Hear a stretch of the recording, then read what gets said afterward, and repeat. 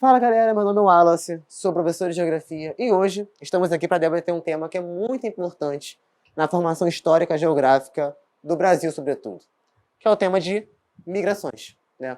Mas antes de dar início ao tema, né, ao debate propriamente dito, eu acho que a gente deve se prestar atenção, assim, né, se atentar a conceitos, né, que são muito importantes na compreensão, né, do tema. Vamos lá. O que é migração? Migração é o ato de migrar correspondente à mobilidade espacial da população. Ou seja, trocar de país, estado, região, sabe? Ou até mesmo de domicílio. Podendo ser por meio da emigração, gente, isso aqui é muito importante, né? Ou da imigração. Wallace é a mesma coisa? Não é, explico. Emigração é a pessoa que sai. Vamos supor, né, que eu, Wallace, vá morar na Inglaterra, país de Gales, né? Eu estou emigrando, né, do Brasil para imigrar no país de Gales. Entenderam? A imigração é quem sai. É o movimento de saída para fora. E a imigração é o contrário. É o movimento de chegada, tá? Se aqui no Brasil eu sou um imigrante por estar indo viver, né, uma vida feliz no país de Gales, lá no Reino Unido, lá eu sou um imigrante, né, que está chegando lá para ter melhores oportunidades, né, questões pessoais, enfim. Vocês conseguiram entender a diferença? É muito importante, tá bom? E a migração internacional, né, porque o exemplo que eu dei agora foi isso, de migração internacional. Porque existe a migração interna, né, que a gente vai daqui a pouco entender um pouco das dinâmicas, e a internacional. A internacional consiste na mudança de moradia de destino a outro país, né? Enfim, vamos lá. Continuar. Exemplos de migração. Desastres ambientais, por exemplo. São exemplos, né, de pessoas que são obrigadas a migrar, a sair de uma região por conta de um desastre ambiental. Aqui eu trouxe um exemplo, assim, uma parada que está acontecendo agora, no Rio de Janeiro, no município de São João da Barra. A Tafona, né? O mar está tomando o bairro. E aqui eu trouxe, ó, por exemplo, dá para ver bem nessa foto que, ó, o mar já invadiu as casas. Essas pessoas que residiam aqui tiveram que sair dessa região, né? Então, é um exemplo, tipo assim, de desastres ambientais, né? Porque o mar está avançando, né? E as pessoas não têm que ver, tem que mudar essa dinâmica, tem que mudar de vida, tem que comprar uma casa ou se refugiar em outra região, enfim, né? Eu acho muito importante porque a utilização desse conceito tem se potencializado por conta das mudanças climáticas em curso, sabe? Então, assim, em breve, né, infelizmente, por conta do aumento do nível dos oceanos, a gente vai ver esse movimento acontecer, sobretudo em regiões, né, de pessoas que moram em ilhas, né, lá do Pacífico, né, em países insulares. Tem as migrações, né, por guerras, né, as pessoas saem da região por questões de guerra, as pessoas querem viver em paz e não conseguem, né, por conta de tiroteio, bomba, sabe, gritaria. Tem a migração, né, por perseguições políticas, étnicas ou culturais. São pessoas que são perseguidas, né, em uma determinada região, né, por ser opositor a um governo autoritário, né, por denunciar, às vezes, um crime, ou por questões étnicas, sabe? Às vezes a pessoa... O exemplo de migrações étnicas foi durante a Segunda Guerra Mundial, né? Durante ali a Alemanha nazista, em que um grupo, né, era perseguido. Então, assim, esse grupo teve que sair da Alemanha nazista, né, e se refugiar na Inglaterra, se refugiar em países, né, que eram aliados do Ocidente, né, do bloco ocidental aqui, dos aliados. Por questões econômicas, né, também é um tipo de migração. Por quê? Porque às vezes o país, não é que a pessoa esteja sofrendo algum tipo de violência direta, né, de ter alguém ali indo assassinar ela, né, esse risco de vida dela, mas quando um país ele começa a ter questões econômicas que começam a afetar a vida da população, grande parte dessas pessoas começam a perder as suas expectativas, sabe assim? E começam a querer sair, né, a procurar melhores qualidades de vida. Isso aconteceu, né, tem acontecido, e no Brasil isso ficou muito presente nos judiciários, assim, foi a questão venezuelana, né, que o país estava em crise, está em crise ainda, né, a crise está em curso, de forma talvez agora um pouco mais branda, mas ainda está em curso. E as pessoas começaram a sair da Venezuela, porque não viam mais expectativas de vida para viver naquela região, por questões econômicas, a hiperinflação, falta de abastecimento de alimentos, sabe? Então, esses foram alguns exemplos, né, de imigração, né? Tem outros, tem inúmeros, mas para o debate de hoje, para iniciar, eu trouxe esses aqui que eu acho que é muito importante, tá bom? Migrações, elas também, né, as imigrações, né, sobretudo os imigrantes, podem sofrer consequências, né, infelizmente, ao chegar em um determinado país. Ele pode sofrer xenofobia. O que é xenofobia, Wallace? A aversão ao estrangeiro. A pessoa, ela, infelizmente, ela é tratada, quando chega em uma determinada região, de maneira pejorativa, sabe? Como um ser inferior àquelas populações que estão ali naquela região, sabe? A aversão ao estrangeiro, a aversão que é de fora. Entende? Isso acontece muito nos Estados Unidos, em relação aos mexicanos, em relação aos latino-americanos, sobretudo, sabe? Tem a questão do desemprego, né? Porque muitas vezes a população ela sai de uma região procurando a melhor qualidade de vida, a perspectiva de vida, sabe? Procurando viver. E ela bate de cara, né, com a questão do desemprego. Uma questão do desemprego que pode ir de questões econômicas de uma região, por exemplo, Pacaraima, ali que fica na divisa do Brasil com a Venezuela, na cidade brasileira. E quando, por exemplo, parte desses imigrantes chegarem em Pacaraima, esbarraram na questão de não ter empregos, né? Então, assim, parte desses venezuelanos chegaram ali naquela região de Pacaraima e ficaram desempregados, né? Começaram a viver em ruas, começaram a viver em abrigos. Então, esse é um exemplo. O desemprego ele também pode acontecer por questões xenofóbicas. Por exemplo, o empregador pode não contratar uma pessoa por ela ser latino-americana, por ela vir do Chile, por ela vir da Bolívia, por ela vir de Cuba. Entende? Estão entendendo? Tem também a questão da saturação, né, de estruturas e equipamentos urbanos. A pessoa pode chegar na região que já está muito saturada. E, poxa, por conta dessa saturação, ela não vai conseguir arrumar emprego. A vida dela pode ser um pouco mais difícil, por exemplo, na questão de conseguir um aluguel, uma casa, porque a estrutura urbana, né, já está ali inchada, né, um inchaço urbano. Só que é importante salientar que todos esses exemplos que eu dei aqui, também existem outros, nunca a culpa é do imigrante. Porque, infelizmente, o que tem acontecido é que estão colocando, né, muitas vezes, sobretudo em momentos de crise que isso acontece, a culpa do desemprego numa região por conta dos imigrantes, né? Ah, a culpa que eu não tenho emprego é por culpa do imigrante que está ali. Mas muitas vezes o imigrante também é uma vítima, né? Porque ele está ali procurando emprego e também não consegue, né? Então a questão do desemprego ela vai muito mais além. Ela pode ser uma questão econômica nacional, ela pode ser uma crise que um país está passando, uma crise mundial, uma crise regional, sabe? Então assim, temos que sempre desconstruir a ideia de que a culpa seria do imigrante. Tá bom? A culpa nunca é do imigrante, o imigrante é uma vítima. Continuando o debate, eu trouxe aqui alguns exemplos de movimentos migratórios no mundo, né? Isso aqui se tornou, assim, capas de jornais de diversas regiões do mundo, sabe? É o muro do Donald Trump.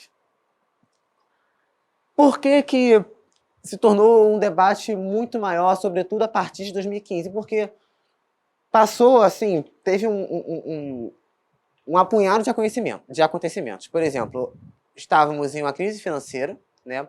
Sobretudo os países da América Latina passaram a sofrer com essa crise financeira, né? E começou a ocorrer um fluxo migratório para os Estados Unidos, via México, né? Que é uma fronteira direta ali entre os dois países, né? Entre os Estados Unidos, né? É uma fronteira terrestre. E as pessoas começaram a seguir, no caso, para o México, para tentar conseguir atravessar a fronteira. Já havia, sim, regiões de muros assim na extensão da fronteira, mas não eram tipo seguidas, né? Era uma região aqui, ó, tem uma guarda, sabe, assim, federal ali para ter um controle de quem sai, de quem entra, tal, mas o debate era para construir um muro em toda a extensão, sabe? E esse movimento ele ocorreu sobretudo por conta daqui, ó, da xenofobia, da aversão ao estrangeiro, né? Porque muitos argumentos equivocados e xenofóbicos, aplicavam que a crise dos Estados Unidos, né, de desemprego dos Estados Unidos, estava ocorrendo sobretudo por conta da grande imigração que estava ocorrendo, né, a onda imigratória dali. Né. A questão é que esse muro, o debate se tornou muito mais frequente a partir de 2015, por quê? Porque os Estados Unidos estão em crise. E a crise, né, voltamos lá, já anterior, ela veio atrelada ao aumento da xenofobia. Por quê? Qual era o argumento? O argumento equivocado e xenofóbico. Olha, estamos sem empregos por conta dessa galera que está entrando aqui, sabe? Então, assim, passou um discurso a se radicalizar, sabe? A xenofobia, a violência ao estrangeiro, a quem vem de fora. Então, assim, o muro, ele é um grande exemplo, sabe? Assim, da divisa, assim, e no mundo globalizado, né, na teoria, né, em que o fluxo de pessoas seria mais fácil, onde não haveria muros, né, estão erguendo, né, teve um processo de erguimento de um muro que dividia dois países. Então, assim, eu acho que é um exemplo muito interessante a gente observar e também tentar entender, assim, com mais calma, quais foram os processos que levaram até a essa ideia, até esse muro, tá bom? E temos aqui também o Estreito de Gibraltar, que eu não trouxe uma foto, mas é ali entre o continente africano e a Europa, sabe? Também tem um movimento migratório muito grande para a Europa, sobretudo ali naquela região do norte da África, Oriente Médio, sabe? Por conta de vários conflitos, por conta de fome, por conta de inúmeros fatores, as pessoas querem ir para a Europa, né? Elas têm na Europa a perspectiva, né? O sonho de conseguir viver em paz, né? Sobretudo viver em paz, né? E muitas pessoas, né? Diferente do México, que é Estados Unidos, que é uma fronteira terrestre, o estreito não. As pessoas têm que ir ou de barco, ou de navio, e muitos vão nadando, sabe? Muitas pessoas morrem afogadas no percurso. Então, assim, é um movimento de desespero, sabe? Dessas pessoas que estão saindo do continente africano para a Europa. Então, assim, são dois movimentos migratórios, assim, que, sobretudo, ficaram ainda mais fortes a partir dos anos 2000, a partir de 2015, tá bom? E aqui chegamos agora, né? Eu falei da migração internacional, agora vamos falar do Brasil, né? Como é que se deu esse processo de imigração no Brasil? Eu falei no início da aula que é muito importante esse debate de imigração, porque o Brasil ele foi formado por imigrantes, né? Primeiramente da migração forçada, né? Dos povos em África, né? Para o Brasil como mão de obra escravizada. Então, assim, a migração forçada começamos aí, né? A história, né? Do Brasil, da Terra Brasilis. Mas a partir do século XIX, né? A gente teve um movimento muito interessante com a vinda de Dom João, né? Com a vinda da família real, né? Com o Brasil, que foi a abertura dos portos a nações amigas de Portugal. Com isso, o fluxo migratório foi estimulado, entendeu? Ao passo que não mais apenas portugueses poderiam ser proprietários de terra no Brasil. Dom João passou a estimular, né, a vinda de pessoas para cá, pessoas europeias, sabe? E essas pessoas poderiam, no caso, ter propriedades, trabalhar aqui, sabe, em lavouras, enfim. Só que, em 1808, o que estava rolando aqui ainda? A escravidão. Então, assim, muitos europeus, assim, dando exemplo, o italiano, falou, não vou sair daqui da Itália, sabe, para ir lá pro Brasil, onde, assim, as estruturas urbanas, estava começando, tá, assim, as reformas, no caso do Rio de Janeiro, enfim, começou a partir de 1808 com a vinda da família real portuguesa, sabe, então, a pessoa falou assim, eu não vou sair daqui, da Itália, sabe, aonde eu tô mais ou menos estabilizado para me aventurar, sabe, no Brasil, sabe, viver em ritmo de aventura, né, lá no Brasil. Então, assim, não teve um grande apego, né, dos estrangeiros para cá nessa época, não, né. E aqui eu falo que, que as pessoas, o fluxo foi muito pequeno, né, porque tinha escravidão, e as pessoas falavam assim, eu não vou, porque lá tem a mão de obra escravizada que é de graça. Então, assim, quem vai me contratar? Como é que eu vou conseguir me estabilizar naquela região? Né? Só que mudou, né, a situação mudou a partir de 1850, né, com a promulgação de algumas leis. Por exemplo, a Lei Eusébio de Queiroz, que proibiu, na teoria, o tráfico negreiro, sabe, assim, de pessoas em África. Por que eu falo na teoria? Porque continuam ocorrendo, sabe, de forma não oficial, sabe, infelizmente. Então, assim, as pessoas, houve um estímulo maior, né, dessa imigração vindo para cá, justamente porque a imigração, a escravidão, ela já estava se dando passos, né, passos ali, uma lei aqui, uma lei ali, uma outra lei aqui, para chegar ao seu fim. Então, assim, o governo passou a doar terras para os estrangeiros, tá? Isso aqui, inclusive, é um dado triste, né? Porque enquanto os escravizados eram libertos e não tinham como sobreviver, ficavam assim à mercê, por exemplo, de outras formas de escravidão por um prato de comida, os estrangeiros tiveram diversos assim incentivos do governo do Império do Brasil, sabe? Então, assim, aí sim passou a ter um fluxo migratório muito maior, sobretudo na região sul, tá bom? E aqui eu falo, né, vamos falar agora sobre o movimento populacional mais recente, sobretudo ali no século XX, né, com a industrialização. Vamos aqui, né, entender como é que se deu essa dinâmica. Vamos agora falar sobre, e um pouco mais assim, pular, né, até o século XX. Porque a partir do século XX, ali, com a industrialização, começaram a ocorrer diversos movimentos populacionais assim, muito interessantes. Antes de entrar no debate, né, a gente vai entender também dois termos que, na minha concepção, assim, são super importantes, sabe, para compreender melhor essa dinâmica, que é a migração interregional, sabe, que é a migração de pessoas que ocorre assim em regiões diferentes, né? Por exemplo, eu saio de uma região e vou morar em outra, sabe? Então, essa migração tem o nome de ser, tem o nome de interregional, mas também tem a migração intrarregional, que é a migração de pessoas dentro de uma mesma região. Então, assim, eu posso migrar, eu moro no Rio de Janeiro, eu posso migrar na mesma região, tipo assim, migrar para São Paulo ou para outro município, sabe, assim, do Rio de Janeiro, né, do estado do Rio de Janeiro. Então, são dois exemplos assim que eu acho que podem ajudar na dinâmica, né, na compreensão dessas dinâmicas populacionais internas, né? Essa aqui, que é a interregional, ela ficou ainda mais presente por conta da industrialização e do êxodo rural, mas a gente vai entender isso ainda, tá bom? Existe também a migração pendular, que é o processo de deslocamento diário para o trabalho de um município para o outro, por exemplo. Eu moro no Rio de Janeiro, mas eu dou aula em Niterói. Todos os dias, de segunda a sexta. Todos os dias eu pego um ônibus, 2 ônibus, 3 ônibus, um mototáxi, uma van, enfim, para chegar a um outro município, né? Então, assim, é um movimento pendular, porque eu vou de manhã e volto à noite. Vou de manhã e volto à noite. Vocês entendem que é um ciclo, entendeu? Movimento pendular. E a transumância, que muitas pessoas ficam com dúvidas, porque não ocorre em algumas regiões, sabe assim, é muito presente, na verdade, lá no Nordeste, sobretudo em regiões de seca, sabe? Que quando chega um período de estiagem, de seca, as pessoas tendem a migrar para uma outra região, né? Para conseguir continuar suas lavouras, a plantar, ou a viver mesmo, sabe assim?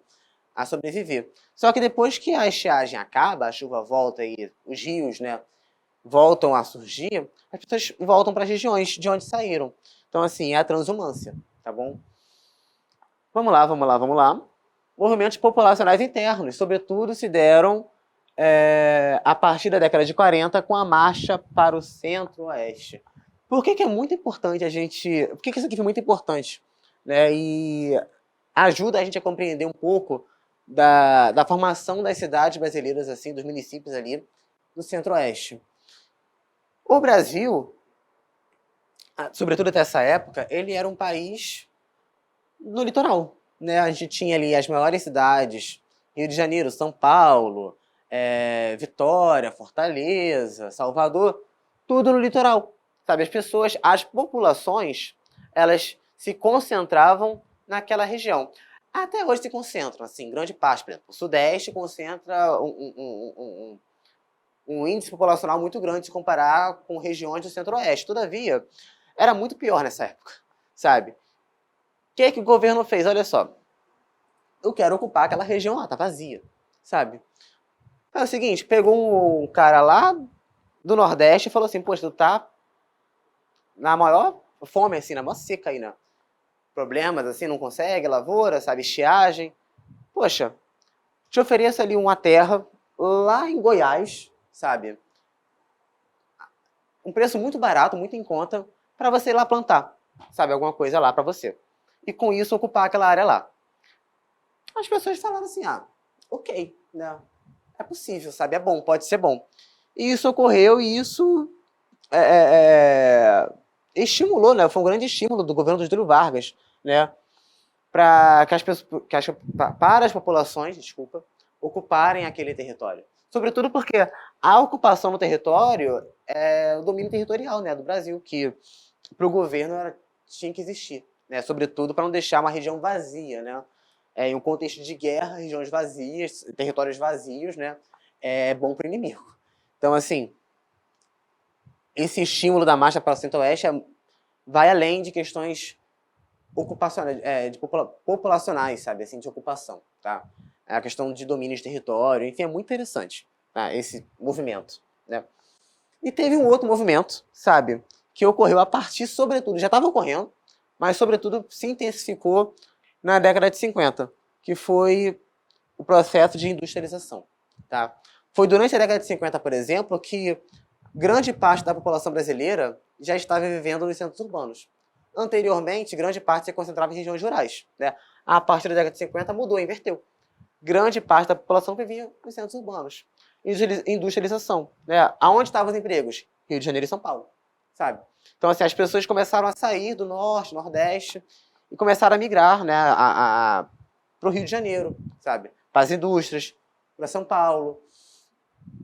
E isso, tipo assim, estimulou, sobretudo, o inchaço, sabe? Assim, o crescimento dessas cidades, né?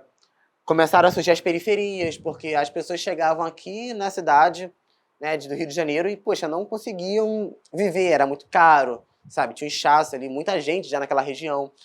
Não existia, por exemplo, o governo, por sua vez, ele não chegou com a política habitacional, com a política de assistente social, sabe? Isso não existiu. As pessoas começaram a vir, começaram a subir os morros, começaram a ir para regiões periféricas, onde já existiam problemas socioeconômicos, sabe? De infraestrutura urbana. Então, assim, as pessoas começaram a sair, de ir para a Baixada Fluminense, de ir para municípios periféricos, e com isso potencializando problemas assim que aquelas regiões já estavam inseridas. Entendem? E assim, esse inchaço aqui urbano dessas cidades, sobretudo do Sudeste, ocasionou, a partir da década de 80, a migração de retorno. Por quê? Porque as pessoas chegaram aqui, sabe, almejando melhores expectativas de vida, sabe, uma melhor qualidade de vida, emprego, renda, educação para os filhos, e com o passar dos anos, ela acabou vendo que assim, poxa, tá começando a ficar ruim, sabe? A partir da década de 70, por exemplo, a gente entra em um período de estagnação econômica, sabe, de crise. Década de 80 vem a chamada década perdida, mas, enfim. Migração de retorno. Entende-se por imigrante de retorno aquela pessoa que deixou o seu local de origem, sabe? A pessoa que lá na década de 50 saiu do Nordeste do Norte, veio para o Sudeste, procurar emprego, sabe? Residiu algum tempo em outra região e depois regressou ao seu lugar de nascimento. Em geral, o motivo da saída do indivíduo é de ordem econômica, ou seja, ele vai em busca de melhores qualidades, né, melhores oportunidades de emprego, na expectativa de incrementar sua renda. Então, assim, quando o cidadão viu que não estava bom para ele, assim, que estava começando a ficar ruim, ele fala assim, poxa, eu vou voltar. Sabe, lá eu vivia melhor. Ou talvez lá, com o passar do tempo, né, com o passar do desenvolvimento econômico da região, talvez esteja melhor que aqui, né? E a pessoa volta para sua região de origem, sabe? Então, assim, isso é muito interessante porque enquanto a partir da década de 50 houve um fluxo migratório para o Sudeste, a partir da década de 80 e foi se potencializando a partir da década de 90 e anos 2000, de retorno, sabe? As pessoas começaram a voltar para regiões de onde saíram. E por fim, sabe, mas não menos importante, para fechar o nosso debate, eu trouxe a imigração no Brasil. As pessoas também tiveram um momento em que saíram do Brasil. Vocês recordam que eu falei agora há pouco sobre a migração de retorno, sobretudo na década de 80, na chamada década perdida? Vocês recordam que as pessoas geralmente saem da região por conta de questões econômicas? Então, a imigração no Brasil passou a passou a aumentar, né? Sobretudo a partir da década de 80. Por conta da década perdida, um contexto de crise econômica. O Brasil estava saindo da ditadura militar, né? Ali o último presidente estava ali em poder, o João Batista Figueiredo, sabe? Estava no período de transição, um período de constituinte, sabe? Estagnação econômica, hiperinflação. Então, assim, a pessoa falou assim, olha, eu quero sair, eu quero viver melhor, eu quero ter melhores oportunidades de vida. E as pessoas passaram aí, sobretudo, por os Estados Unidos, sabe? Então, assim, teve esse movimento de imigração que não foi tão forte, sabe assim, mas que teve ali um aumento durante esse período de crise financeira, tá bom? A gente fecha o debate aqui, sabe? Tem muito mais, assim, a gente poderia ficar 3, 4 horas aqui falando sobre esse tema que é muito importante, né, para entender o contexto mundial e, sobretudo, para entender a formação do Brasil. Mas leia o material, faça os exercícios, tire suas dúvidas, tá bom? Espero muito que você tenha gostado, sabe? Fica bem.